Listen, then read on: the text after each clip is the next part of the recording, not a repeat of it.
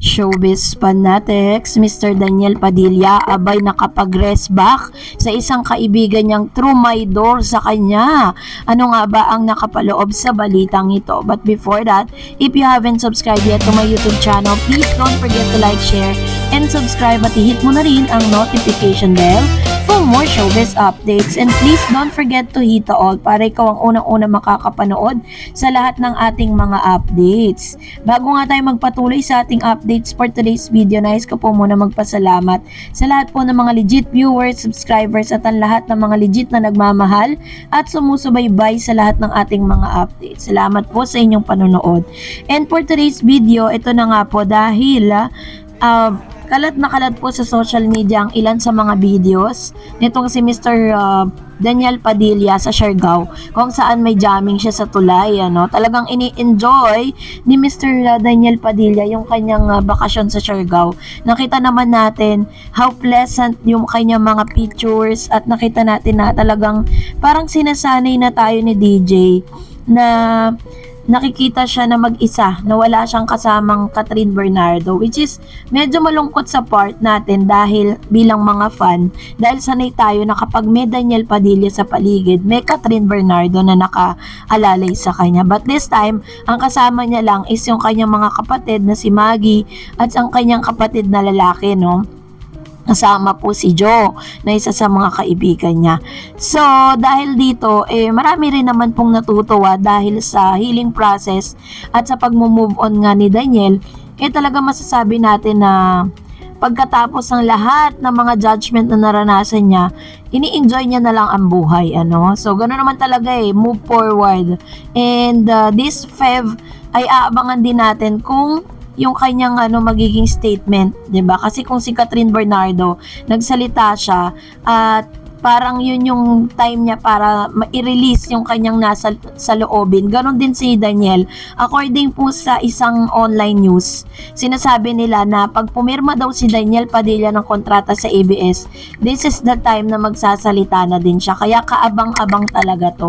Pero ito nga, aside from that, marami po talaga ang kumbaga parang kung dati na dikdik ng gusto itong si Daniel Padilla sa pagsasalita ni Dominic Roque noon, 'di ba? Na-interview siya noon na sinabi na wala nga daw pong kasal na or hindi po invited itong si Daniel Padilla sa nasabing kasalan dahil hindi naman daw sila in good terms. So, ang sinasabi ng ilang mga fan, dapat daw hindi na nagsalita si Dominic Roque patungkol sa bagay na yon. Ngayon, syempre, dahil po sa balita na kumalat kahapon, sumabog po sa social media pagkatapos ideklara at ikumpirmahin ni Boy Abunda na talagang hiwalay na si Dominic Roque at Bea Alonzo, doon na nagsimula na parang lalong binash itong si Dominic. Pero, according naman po sa isang interview ni Dominic Roque, nang hinayang din naman daw siya nang maghiwalay ang Katniel at nasaktan din daw di umano siya. Sabi niya, nalungkot at nang hinayang din ang dating aktor na si Dominic Roque na magkahiwalay sina Catherine Bernardo at Daniel Padilla. Yan ang inamin ng dating fiancé ni Bea Alonzo nang matanong tungkol sa controversial breakup ni Kat at DJ na pinaniniwala ang may kinalaman sa third party sa part ng kapamilya actor. Alam naman ng lahat na dating malapit na kaibigan ni si Dominic at Daniel, ngunit nagkaroon sila ng hindi pagkakaunawaan noon kaya nagdesisyon silang tumiwalag sa kanilang grupong Nguya Squad.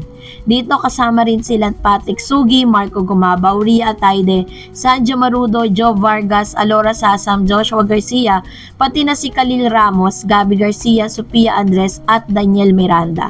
Sa interview ng TV Patrol kay Dominic, natanong nga siya kung anong naramdaman niya na magkahiwalay ang Katniel. Sabi ni Dominic, kahit hindi maayos ang relasyon nila Daniel ay nakisimpatya pa rin siya sa pagkawasak ng relasyon ng dating celebrity couple.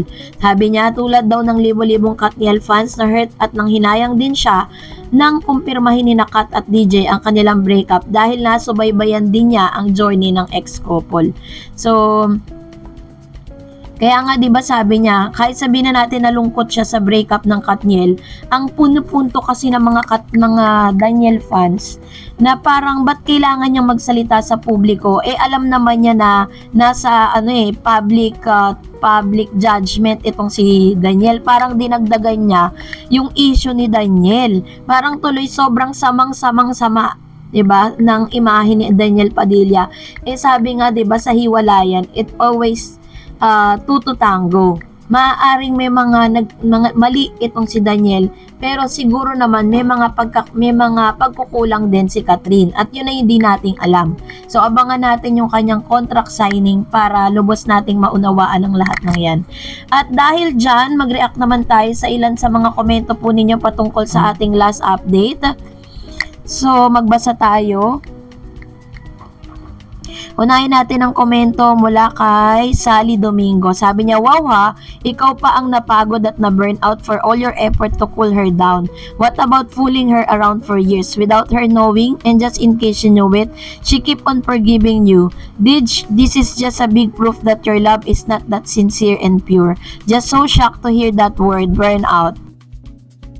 I think yung pagiging burnout naman po ni Mr. Daniel Padilla hindi po kay Catherine. Parang na-burnout siya dahil syempre for the longest time is wala siyang ginagawa kundi mag-work, 'diba? Tapos pinangalagaan niya yung kanyang pangalan, pero yun nga, dahil po sa isang pagkakamali, parang all of a sudden nawala lahat yun, no? So siguro po na burnout siya doon, pero doon po sa mga bakasyon na grande na nakikita natin siya, is parang feeling ko is na yan, umpisa na ng pagbabalik niya, no? Sana lang wag siya mapagod na i-win back si Catherine.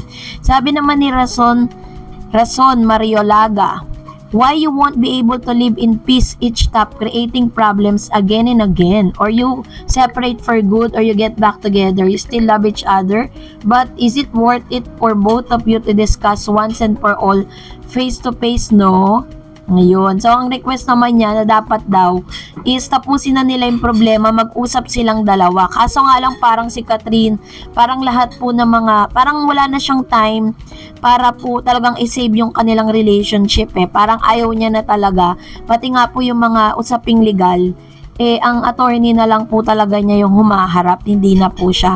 Sabi naman ni Imelda Rosario, kasal na ba sila Kat at DJ? Kasi kung manghusga kayo, kala mo mga malilinis kayo. Tingnan nyo muna ang sarili nyo bago kayo maghusga. Ayan, nagalit na si Ma'am si Imelda patungkol sa bagay na ito, dahil talaga namang naging public trial kasi yung nangyari kay Daniel.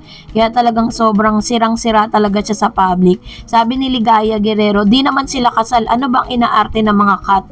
Yung ayaw niya, di ayaw na, paawa effect pa ulit-ulit. Ayun. So, ito naman po yung kanyang komento patungkol sa bagay na ito, So, ano man ang inyong naisabihin, mag-comment lang kayo sa comment section. And that's it for today. For more videos and updates, please don't forget to like and subscribe. And please don't forget to follow my Facebook page, Dar Eds TV. God bless everyone!